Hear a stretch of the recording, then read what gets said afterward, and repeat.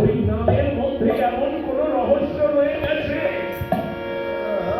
রাম নামের ভেতরে এমন কোন লুকোনো কথা রয়ে গেছে, যার প্রেক্ষিতে মা এমন করে কেঁদে যাচ্ছেন।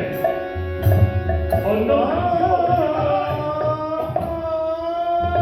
সেটা কি হতে পারে?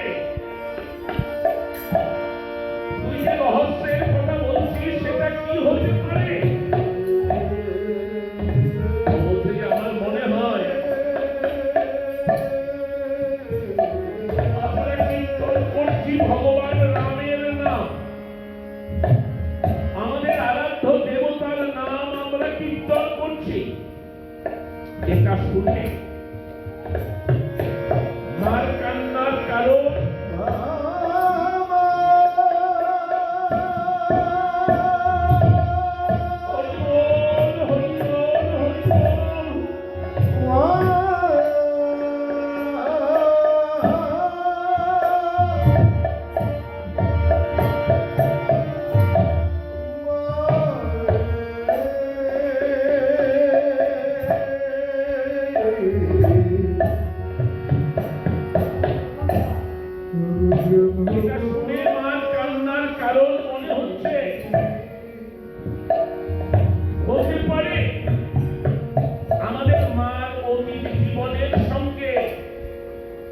এমন কোন লোকের জীবন যাত্রা জড়িয়ে আছে, আমাদের মার জীবনে এমন কোন লোকের জীবন যাত্রা কাহিনী লুকিয়ে আছে, তারও নাম হয়তো ছিল রাম। তাই আমরা যখন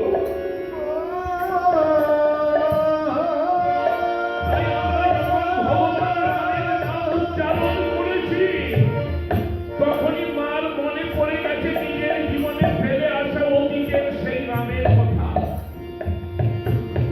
ওটা মনে পড়াতেই বোধ হয়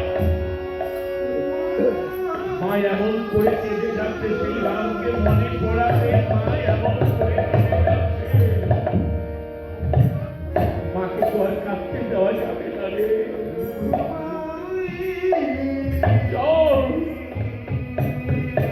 চল মাকে গিয়ে বলি যাতে মার কান্না পাবে।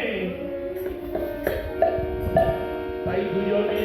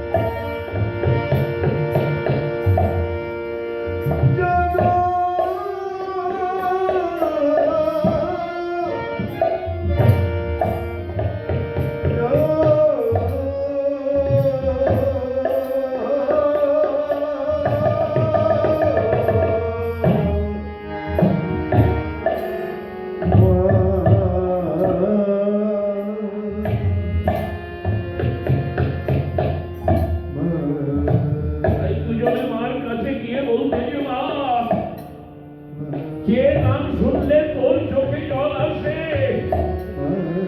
যে নাম শুনলে তোর বুকটা বেদনায় ভেঙে আসে, আমরা কথা দিচ্ছি না আজকের পর থেকে আর কখনো পারত পক্ষে তোর সামনে আমরা ওই নাম উচ্চারণ করব না। মুখে ফেল তোর চোখে জল, তুই ছাড়া আমাদেরকে আশ্রয় দেওয়া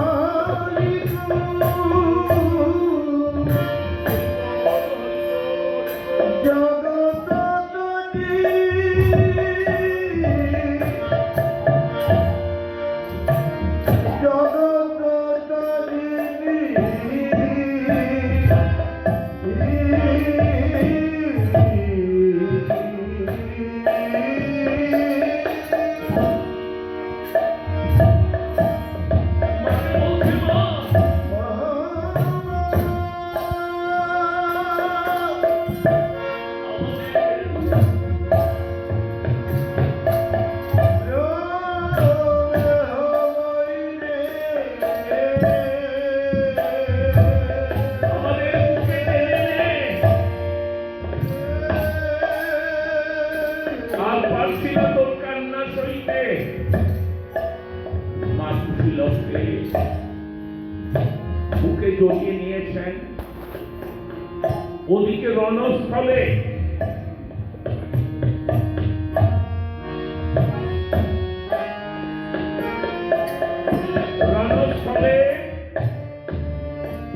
মরণের বাকি 7 জন সৈনিক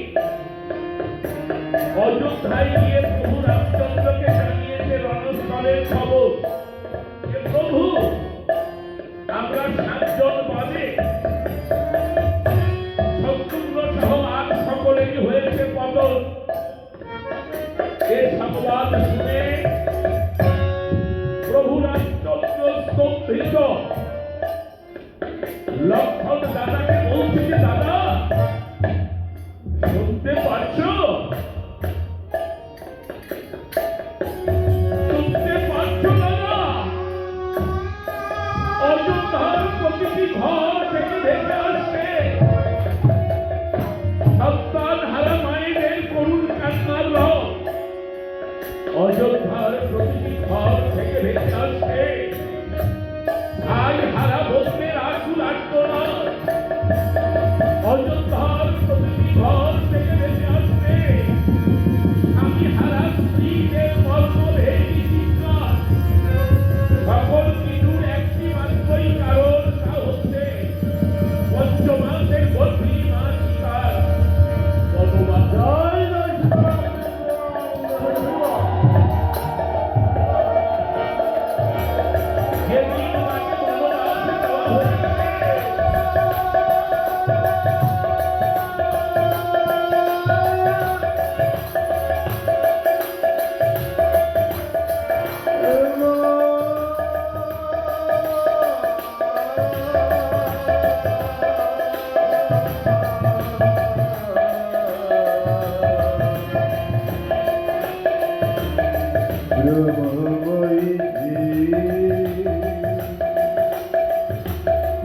যেদিন মা সীতাকে বনবাসে দেওয়া হয়েছে ওই দিন থেকে মা সীতার দীর্ঘশ্বাস অযোধ্যার বুকে নেমে এসেছে শোকের সাগর হয়ে। অতএব আমার অনুরোধ, তুমি যাও,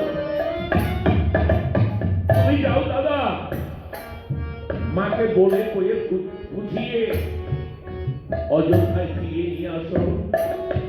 নিশ্চয়ই অযোধ্যা থেকে শোকের স্রোত থেমে যাবে। আর যদি তুমি না যাও তাহলে আমাকে অনুমতি দাও। তোমার অনুমতি নিয়ে আমি মার সন্ধানে বেরিয়ে যাব। সাগর থেকে হিমালয়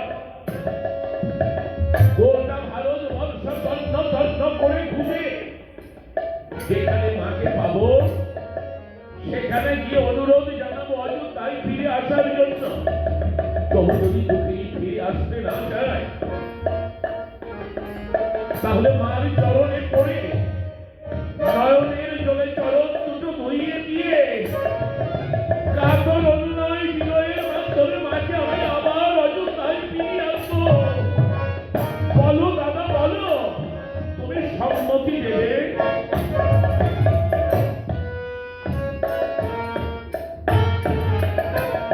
প্রভু বলিয়ে না লক্ষণ না, যে সীতাকে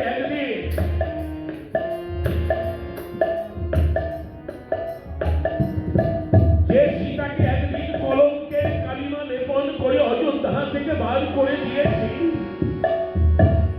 আজ তাকে আবার যদি ফিরিয়ে আনি তাহলে হিন্দু প্রজারা অঙ্গুলি নির্দেশ করে বলবে যে ওই আমাদের স্ত্রৈণ রাজা স্ত্রীকে ভুলে থাকতে না পেরে কুলোটা কলঙ্কিনী সীতাকে আবার ফিরিয়ে এনেছে অযোধ্যায়।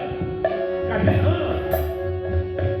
না লক্ষণ না, সীতাকে ফিরিয়ে আনার নাহি প্রয়োজন, বরং ভরতকে সাথে নিয়ে 4 অক্ষৌহিণী সৈন্য নিয়ে তুই ছুটে যা রণাঙ্গনে। ওই ছেলে দুটোর বিরুদ্ধে যুদ্ধ করে ওদের বুঝিয়ে দিয়ে আয়।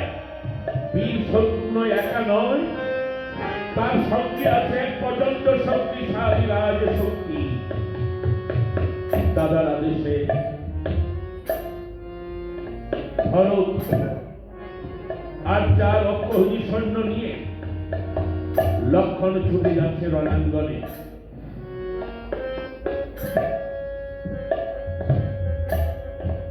কুশীলবকে দেখতে পেয়েই লক্ষণ অবাক বিস্ময়ে ভাবছে যে কে এরা? এদেরকে দেখার সঙ্গে সঙ্গে দাদাকে কেন মনে করছে? পৃথিবীতে কি 3 রামের আগমন ঘটেছে? তা তো নয়, রাম তো একজন। যে তাহলে এরা দুজন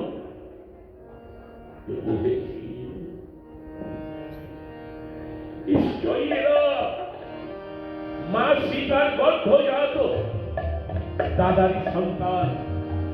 এই জন্যই ওরা দাদার রূপ, দাদার বৈশিষ্ট্য বহন করছে। ওদের তো চিনে নিতে হবে। তাই লক্ষণ ধনুর্বাণ নামি লবকুশের কাছে গিয়ে বলছে যে বাদকদল, কেন যেন তোদেরকে বড় কাছের বলে মনে হচ্ছে, কেন যেন তোদেরকে বড় আপন বলে মনে হচ্ছে, কেন যেন তোদেরকে বুকে জড়াতে ইচ্ছে হচ্ছে। অথচ আমি জানি না, আমি জানি না তোরা কে। বলবি তোদের পরিচয় আমায় বলবি? ওরা বলছে যে না,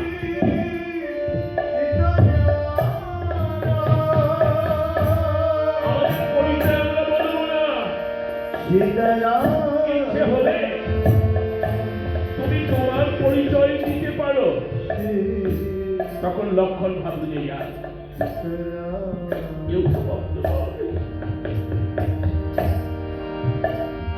ওরা আমার পরিচয় জানতে পেয়েছে।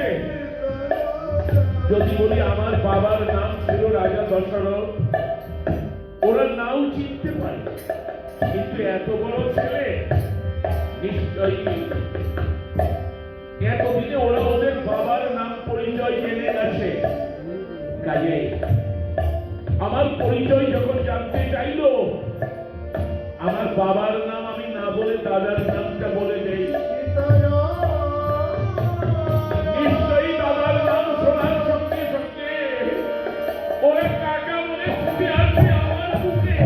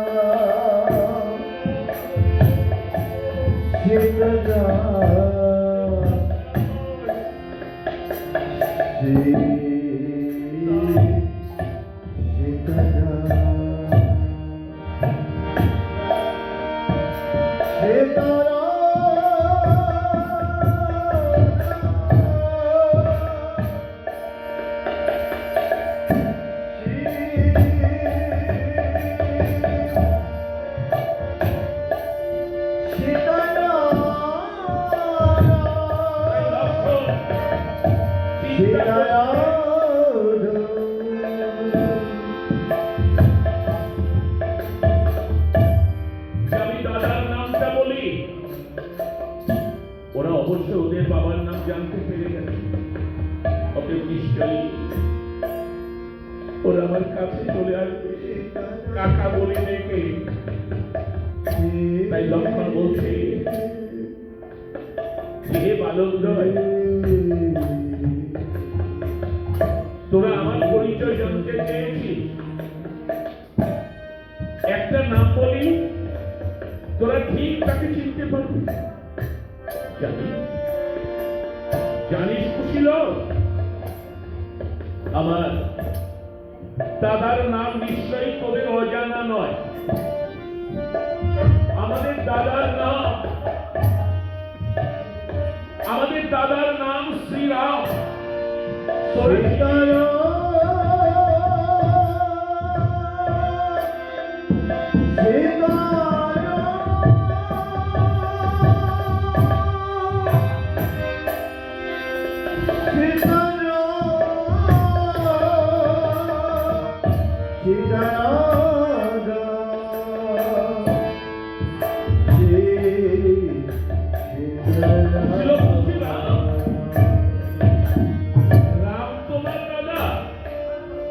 বলো তো কোন নাম? আমরা জেনেছি পঞ্চভৌতিক প্রতিটি জীবদেহে আত্মারূপে বিলাস করেন এক রাম। শুনেছি তার নাম আত্মারাম। তিনি তোমার দাদা?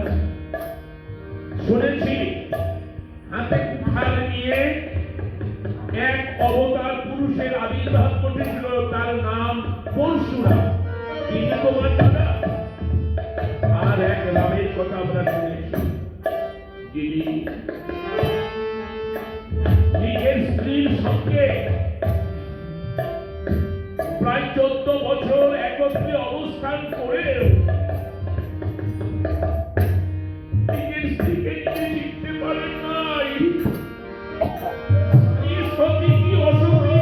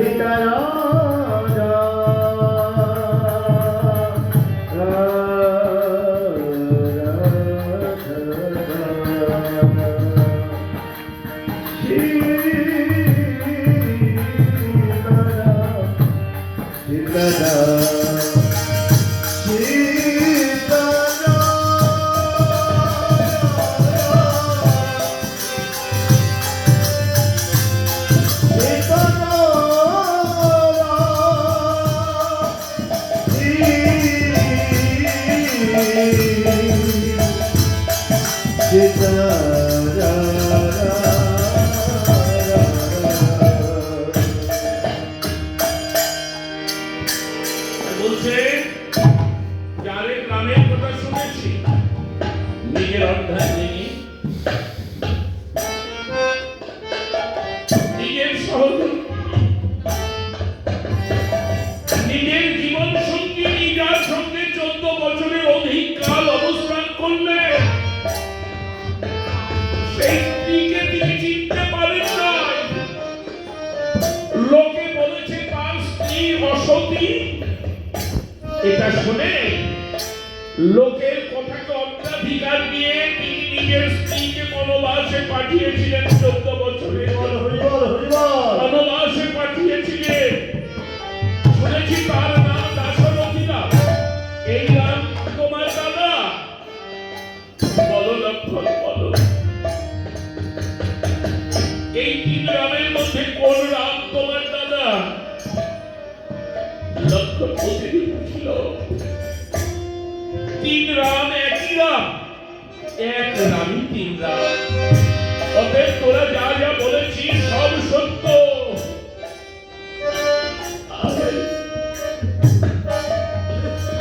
আই কুশীলব সরল চিত্তে বল, তোরা কোন রামকে চিনিস? ওরা বলছে না, আমরা কোন রামকেই চিনি না। শুধু মার কাছে ঘটনাগুলো শুনেছি, জেনেছি। এবার এত কথা না বলে অস্ত্র ধরো, যুদ্ধ করো, আমাকে প্রমাণ করতে দাও আমরা সতী মায়ের গর্ভজাত সন্তান। লক্ষণের ইচ্ছে না থাকলেও রণনীতি অনুসরণ করে লক্ষণ ধনুষ পান করে নিলেন। লক্ষণের মুখোমুখি লব, লক্ষণের পেছনে 2 অক্ষর নিষণ্ণ। ভরতের পেছনে 2 অক্ষৌহিণী সৈন্য, ভরতের মুখোমুখি কুশ। ইচ্ছে না থাকলে শুরু হলো যুদ্ধ। আর আলি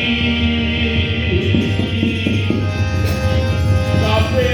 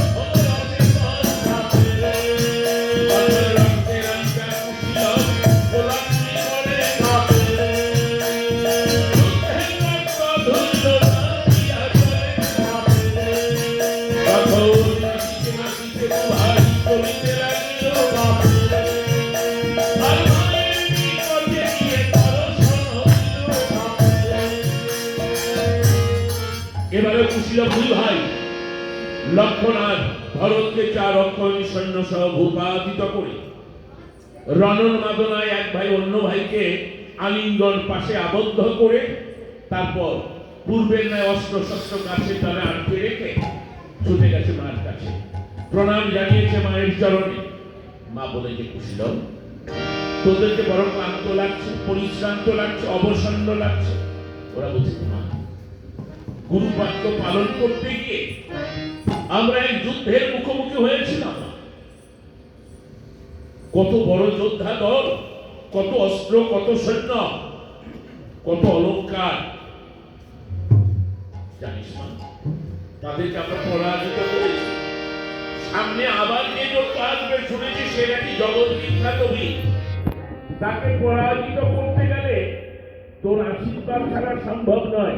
তাই আমরা তোর কাছে তোর আশীর্বাদ নিতে এসেছি। আমাদের ভাইকে প্রাণ ভরে আশীর্বাদ করে দে, যেন আমরা সামনের যুদ্ধেও জয়যুক্ত হতে পারি। মা বলতে কুশীলব, মার আশীর্বাদের প্রতি তোদের এত ভরসা? বেশ, আই কুশীলব, আমার মুখে আয়, আমি তোদের প্রাণ ভরে আশীর্বাদ করি রে। মা আশীর্বাদ করলে, বাবা আশীর্বাদ করলে ভগবানও ওটা পূর্ণ করে দেন। কুশীলব বলছে, আমাদের আশীর্বাদ করে দে মা, আমরা জয়ী হয়ে আসতে চাই। তাই মা বললেন, আমি আশীর্বাদ করি তোদের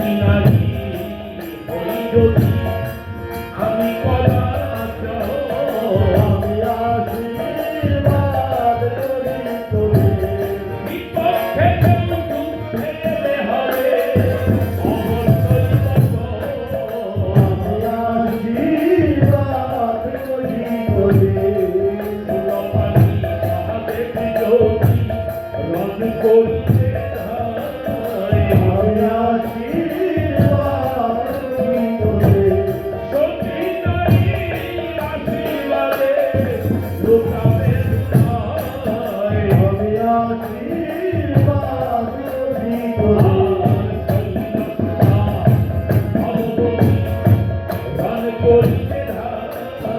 আমি আশীর্বাদ করি তোরে আমি আশীর্বাদ করি তোরে আমি আশীর্বাদ করি তোরে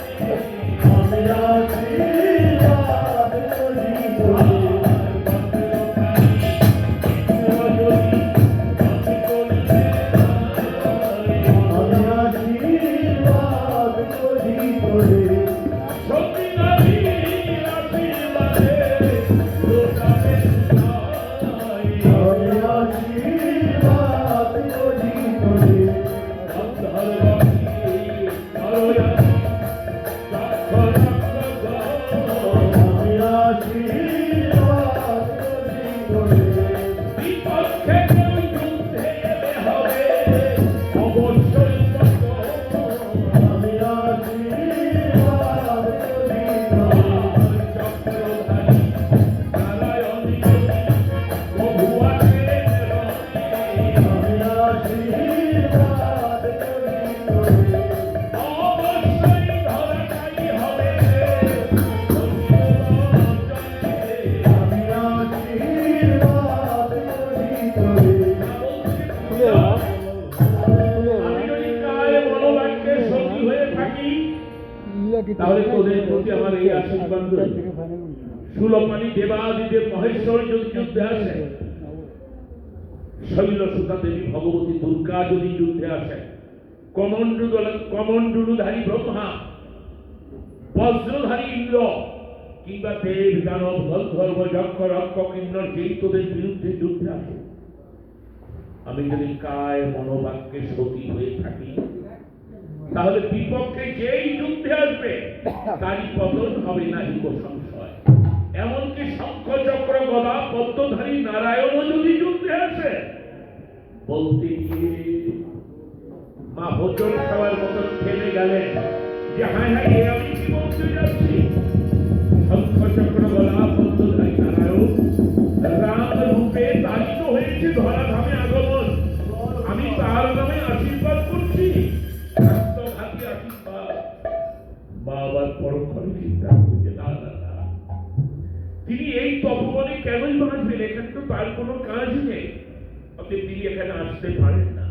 আর আমি যদি আশীর্বাদ দিতে গিয়ে থেমে যাই, কুশীলবের মনে আবার নানা প্রশ্নের উদ্রেক হবে। তাই মা দৃঢ় কণ্ঠে আবার বললেন যে কুশীলব অন্য তো দূরস্থান, শঙ্খচক্র গদা পদ্মধারী নারায়ণ বিরুদ্ধে যুদ্ধ করতে আসে। আর আমি যদি কায় মনোবাক্যে সতী হয়ে থাকি তাহলে তারও পতন হবে। এই আমার আশীর্বাদ তোদের উপর। কুশীলব এক ভাই অন্য ভাইকে বলতে যে ভালো, আমাদের মা বুঝিনি অন্তর্যামী, অন্য ভাই বলল যে কেন মাকে অন্তর্যামী ভাবছে যে কেন ভেবে যায় জয়পত্রের লেখা দেখে আমরা অশ্ব বাঁধলাম, কিন্তু ওই বৃত্তান্তটা তো মাকে বলি নাই যে মার সতীত্ব প্রমাণের জন্যই যুদ্ধটা আমরা করছি। অথচ মা অবলীলাক্রমে তার সতীত্বের দোহাই দিয়ে আমাদের আশীর্বাদ করে দিলেন, এটাই তো আমাদের দরকার ছিল। অথচ মা আপনা আপনি সে আশীর্বাদ করে দিলেন। কাজে মা আমাদের ঠিক অন্তর্যামী হয়ে আয়া মার কাছ থেকে আরেকটা দাবি পূরণ করে নেই। তাই মাকে বলছে কি মা আশীর্বাদ তো করে দিই মা, ওদের মুখোমুখি কি দাঁড়াবো? ওদের মুখোমুখি দাঁড়ানোর মতো আমরা কিন্তু যথেষ্ট নই। ওরা রাজ পোশাক পরে কত লোকজন কত গহনা নিয়ে অঙ্কে ধারণ করে ওরা যুদ্ধে আসবে। সেক্ষেত্রে আমরা দুই ভাই গলায় রুদ্রাক্ষের মালা আর পরনে গেরুয়া বসন এই নিয়ে যদি যুদ্ধ করতে যায়, ওরা আমাদের হেনস্থা করতে এলে, ওরা আমাদের অবহেলা করবে, তুচ্ছ তাচ্ছিল্য করবে না। কাজে আমাদের সেইভাবে সাজিয়ে দিয়ে ওরা যেন আমাদের অবহেলা করতে না পারে।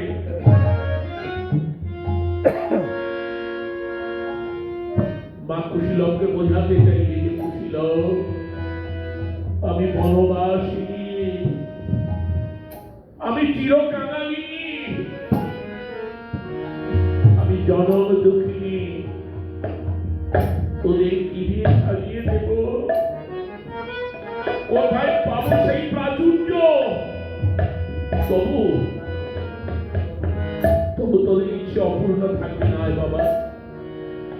কুশীলবকে বুকে টেনে নিয়ে মা বনফুল সংগ্রহ করে তাই দিয়ে কুশীলবের অঙ্গে অঙ্গে অলংকার করার জায়গাগুলো মনের মতো করে সাজিয়ে দিয়েছেন। ওরা নিজেদের গায়ে দিকে তাকাচ্ছে আর ভাবছে যে আমাদের পার্শ্ব আসলে অন্তর্যামী, তা নইলে রাজঙ্গে কোথায় কোন অলংকার থাকে মা ঠিক সেই সেই জায়গাগুলো তেমন করেই তো ফুলে পূর্ণ করে দিয়েছেন। বাহ, আমরা জানতাম মধ্যজাত সন্তান নই। এবার মার কাছ থেকে আরেকটা দাবি পূর্ণ করে তারপর আমরা রণস্থলে যাব। তাই মাকে প্রণাম করে বলছে যে মা আশীর্বাদ চেয়েছি, প্রাণ ভরে আশীর্বাদ করেছে। রাজবেশে সাজতে চেয়েছিলাম, তাও মনের মতো করে সাজিয়ে দিয়েছি। এইবার আর কোনো নাই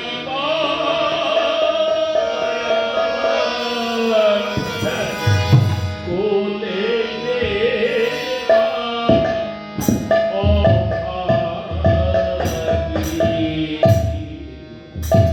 আর কোনো সাথ নাই মা, বলে দে মা,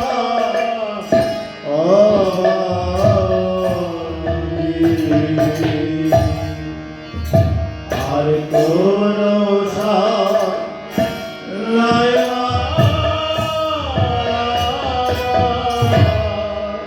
বলে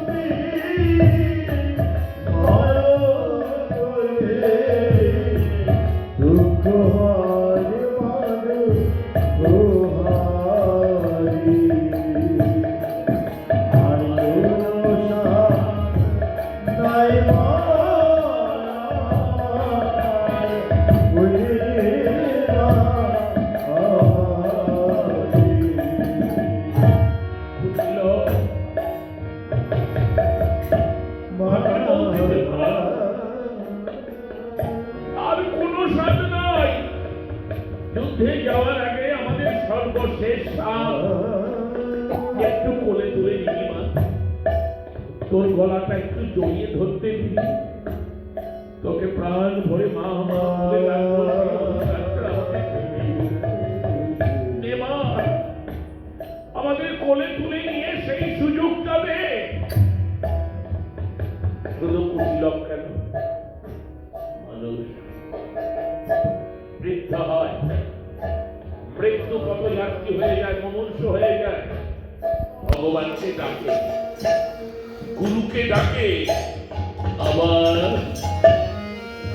মনের অজান্তে কখন যেন মাটি মাকেই হোক, গর্ভধারিণী মাকেই হোক, আর পরমা প্রকৃতি মাকেই হোক, মা বলে ডেকে উঠিত মানুষরা স্বস্তি অনুভব করে।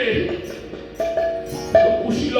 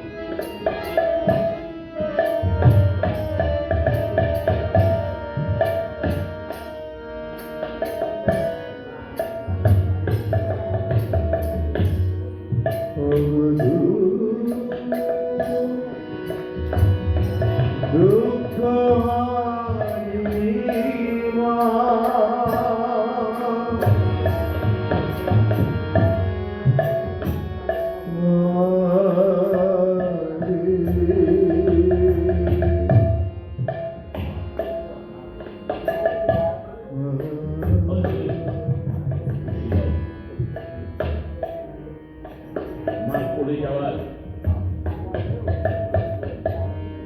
আবেগ জানিয়েছে মাকে। মা ওদের কোলে তুলে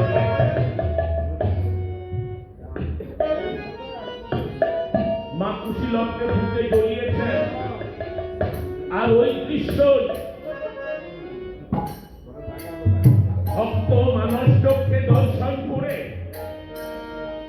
মার কাছে নিবেদন করছে যে মা, তুমি কুশীলবকে কোলে তুলে নিয়েছো মা। কুশীলব তোমার নিজের ছেলে বলে ওদেরকে মুখে জড়িয়েছ, কোলে তুলে নিয়েছ, কিন্তু মা আমরাও তো তোর ছেলে, আমরাও তোর ছেলে মেয়ে। কারণ তুই তো শুধু কুশীলবের মানুষ, তুই হলি জগৎ জননী। তাই জগৎ জননীর কাছে শুধু কুশীলবের আশ্রয় হবে, আমাদের জায়গা হবে না মা। তবে আমরা কুশীলবকে নামাতে বলছি না, ওরা বড় দুঃখী, ওরা তোর কোলেই থাক, ওদেরকে বুকে জড়িয়ে রাখ, কিন্তু আমাদেরকে দূরে ফেলে দিস না মা। তাই দীন ভক্ত মনোবলে সীতার জ্বালাই ওরে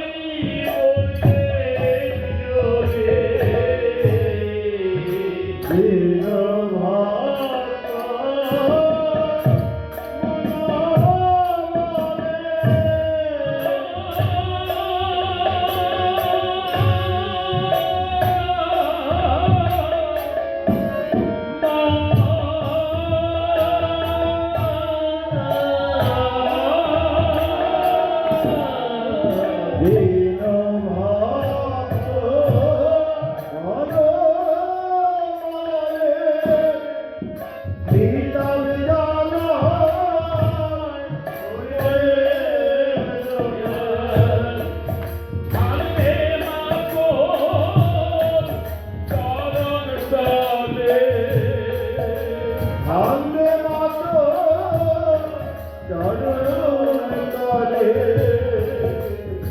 আমি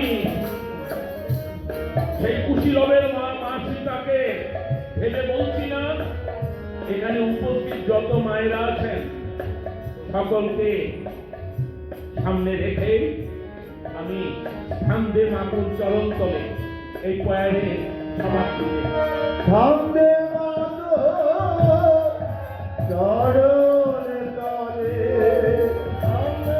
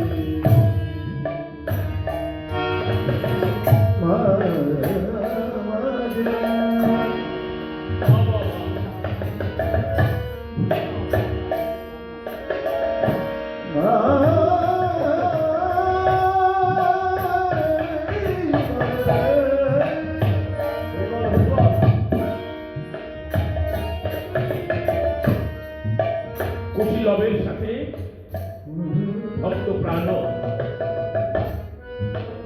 মায়ের চরণে লালসা করছে। গোবিন্দ বলে দিয়েছে যে যাও বিদ্যা দেবী, তুমি ওই ব্রজগোপীদের বলে দাও তারা আমার কৃপা আমার সান্নিধ্য পাবে, কিন্তু তাদের এক মাস নিয়ম সেবা করে কাত্যায়নী দেবীর অর্চনা করে কাত্যায়নীর চরণে প্রার্থনা জানাতে হবে। কাত্যায়নী মহামায়ী মহাযোগী অধীশ্বরী নন্দ গৌর সুতম দেবী কোটি মেকুরুতি, তবে আমার করুণা হবে। ব্রজগোপীরা এক মাস নিয়ম সেবা করে কাত্যায়নী দেবীর পূজা করে কাত্যায়নী দেবীর কাছে গোবিন্দকে চেয়েছিলেন প্রতিরূপে পাওয়ার জন্য। গোবিন্দ তবে প্রসন্ন হয়েছিলেন। তাই আসুন গোবিন্দর কৃপা পাওয়ার জন্য আমরা যার তার চরণে ধরতে পারি। আমার ইষ্ট দেবতার কৃপা পেতে যার তার চরণে ধরতে পারি। আপনি ভক্তের চরণে হাত রাখছেন, যে কোনো দেব দেবীর চরণে আপনি প্রার্থনা জানাতে পারেন যে হে মা মনসা, তোমার পূজা করছি, তুমি কৃপা করে আমাকে কৃষ্ণ ভক্তি সৃষ্টি করে দাও, যেন আমার কৃষ্ণ প্রাপ্তি হয়। মা সরস্বতীকে আপনার ছেলে পূজা করে বলবে যে পূজা দেই, আর আপনি মা সরস্বতীকে বলবেন যে মা সরস্বতী তুমি আমাকে সেই ভাবে আমার বিদ্যাকে পরিষ্কৃত করে দাও, যেন তার দ্বারা আমি গোবিন্দকে লাভের স্বপ্ন দেখতে পারি, চিন্তা করতে পারি। অতএব গোবিন্দ কৃপা প্রাপ্তির জন্য মাকে তার চরণ ধরাই যেতে হবে। এখন কুশল মাকে প্রণাম করি রওনা হলো রণস্থল। রামচন্দ্র, প্রভু রামচন্দ্র তিনিও এবারেরও মৃত্যুর বাকি 7 জনের মুখে অযোধ্যার পরিণামের কথা, পরিণতির কথা শুনে প্রভু স্তব্ধ হয়ে গেছেন। কি করবেন বুঝে উঠতে পারছেন না। হনুমান সে প্রভুর চরণে প্রণাম জানিয়ে বলে যে প্রভু শান্ত হও রঘুনাথ, তোমার একা এখন যুদ্ধে যাওয়া সমীচীন হবে না, তুমি একা আছো বাকি, আমি যাই। তোমার পাশে দাঁড়াবার মতো কাউকে সংগ্রহ করতে পারি না। হনুমানের উক্তিতে প্রভু নীরব রইলেন। এই মৌনতাকেই সম্মতি মনে করে হনুমান ছুটে গেল সিংহবের পুরী। রাজা গোবর্ধনকে জানালো অযোধ্যার দুর্গতির কথা। রাজা গোবর্ধন তখন সসৈন্যে এসে প্রভু রামচন্দ্রের পাশে দাঁড়াবার জন্য একত্রিত হওয়ার পথে পা বাড়িয়েছে। প্রভু রামচন্দ্র ততক্ষণে মা কৌশল্যাকে প্রণাম করে মার কাছে আশীর্বাদ প্রার্থী হলেন। মা কৌশল্যা শ্রীরামচন্দ্রকে আশীর্বাদ করে গেলেন। আমি প্রাণ ভরে আশীর্বাদ করছি পুত্র, সূর্য বংশের পতাকা চিরদিন থাকবে। কেউ ভাবলো যে মা কৌশল্যা বোধ হয় রামচন্দ্রকে জয়ী হওয়ার আশীর্বাদ করেছে, যে না, মা বলেছেন সূর্য বংশের বিজয় পতাকা যেন চিরদিন থাকে। আজকে সময়ের পরিবর্তন, এই তো এবারে কিছু নতুন নতুন ভক্ত, বেশি না আরো বেশি হওয়ার দরকার ছিল, তবু কিছু নতুন ভক্ত, আমি ছেলেদের কথা বলতেছি, ছেলেদের উপস্থিতি আশার সঞ্চার করছে। বয়স্করা তো থাকবে, কিন্তু নতুনরা যদি এসে যুক্ত না হয় তাহলে এই প্রতিষ্ঠানের হাতকে ধরবে। এই বয়স্কদেরকে কারা দেখে রাখবে? এই অনুষ্ঠান, এই মাধুর্য কারা বয়ে চলবে? কাজে লবকুশের মতো তরুণদেরও জাগরণ ঘটল। তারাও বয়স্কদের পেছনে থেকে থেকে সামনে আসার জন্য প্রস্তুতি নিয়ে তারাই একদিন পরিচালনার দায়িত্ব নেবে। এখন বিধি বলছে যে মা বলেছেন সূর্য বংশের পতাকা উজ্জ্বল থাকবে, এটা রামচন্দ্রের হাতে নয়, লব আর কুশের হাতে যাবে এই বিজয় পতাকা। প্রভু এগিয়ে যাচ্ছে, সঙ্গে যুক্ত হয়েছে সসৈন্যে রাজা গোবর্ধন। অগ্রসরমান সৈন্যেরা গোবর্ধন রাজা আদেশ করল সৈন্যদেরকে যে তোমরা চারটি জালের মতো ঘিরে ক্রমশ কেন্দ্রের দিকে রওনা হবে। কেন্দ্রের দিকে গিয়ে ওই ছেলে দুটোকে ধরে আমরা রামচন্দ্রের হাতে তুলে দেবো, আর যুদ্ধ করবার কোনো প্রয়োজন নেই। গোবর্ধনের নির্দেশে তার সৈন্যদল তপবনটাকে ঘিরে চার দিক দিয়ে যখন কেন্দ্রের দিকে এগিয়ে যাচ্ছে, তখন জানকী নন্দনের বেড়াপাত বানের আঘাতে গোবর্ধন সসৈন্যে হনুমান পতন। ওই অবস্থা দর্শন করে শ্রীরামচন্দ্র হুঙ্কার দিয়ে বলে যে ওরে বালক নয়, তোদের হাতে 2 অক্ষহীন সৈন্য সহ ভাই শত্রু বের হয়েছে পতন। তোদের বিক্রমে হারিয়ে গেছে লক্ষণ ভারতার 4 অক্ষহীন সৈন্য। তোদেরই কারণে চোখের সামনে সসৈন্যে রাজা গোবর্ধনের হয়েছে পতন। অতএব আমি যখন তরুণ বান ধরেছি, এক্ষুনি আমার হাতের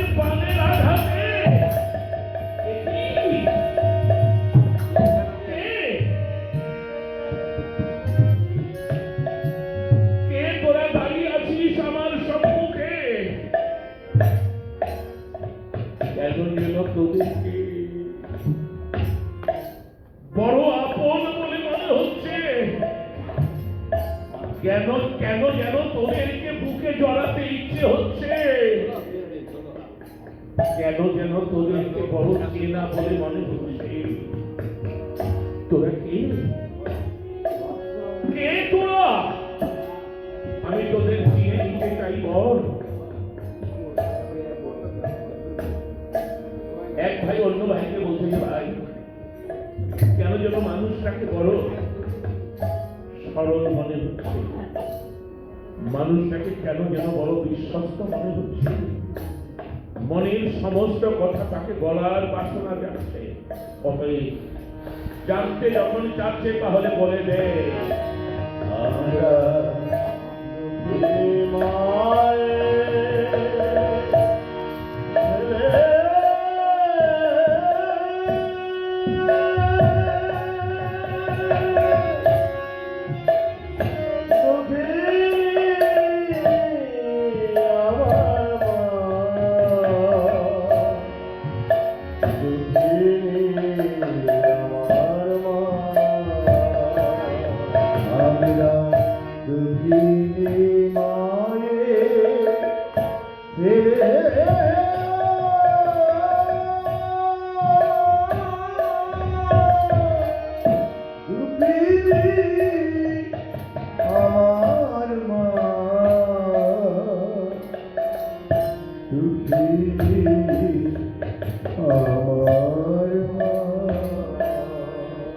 মায়ে আমরা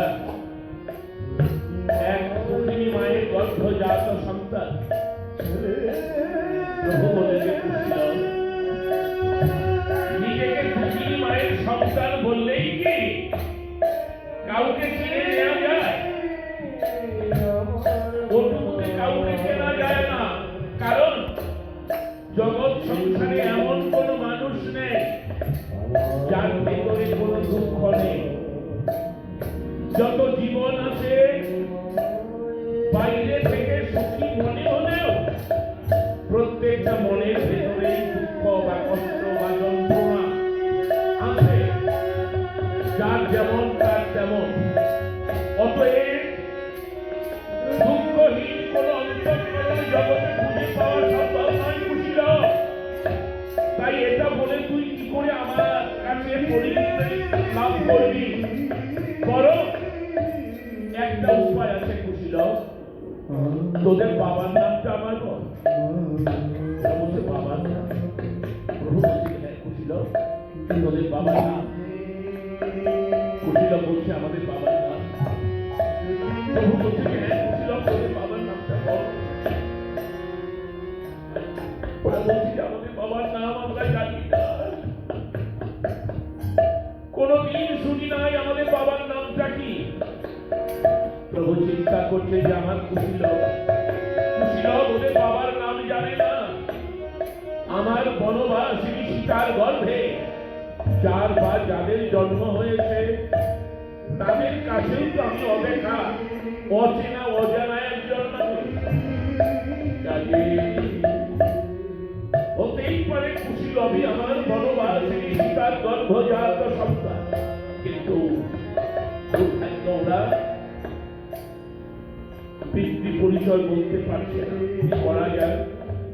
প্রভু তখন বলে যে বুঝল পিতার নাম যখন জানিস নে তাহলে এক কাজ করবে, তোদের মার নামটা আমায় বল। ওরা বলছে মার নাম?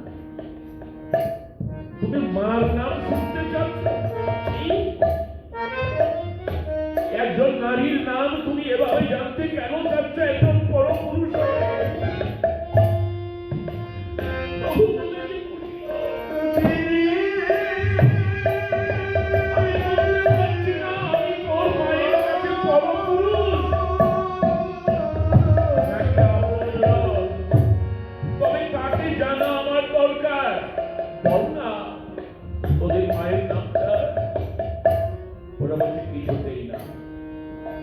আমরা মায়ের নাম বলবো না।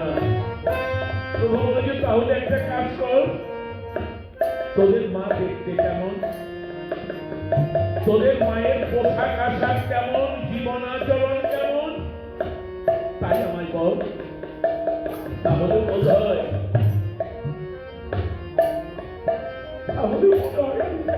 দিতে পারবো। ওরা বলছে শুনবে, আমাদের মার জীবন আচরণ তুমি শুনবে। মনে রেখো, আমার মা এমনই দুঃখিনী,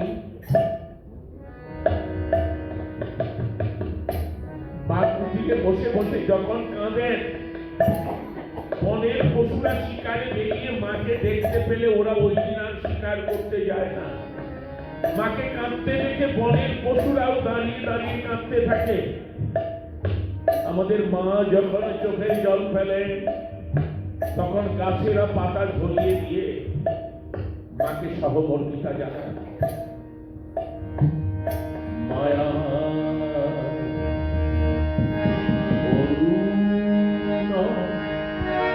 বরুণী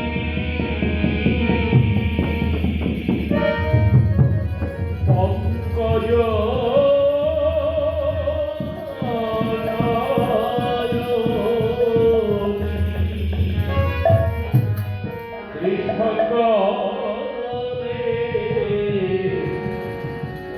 বড়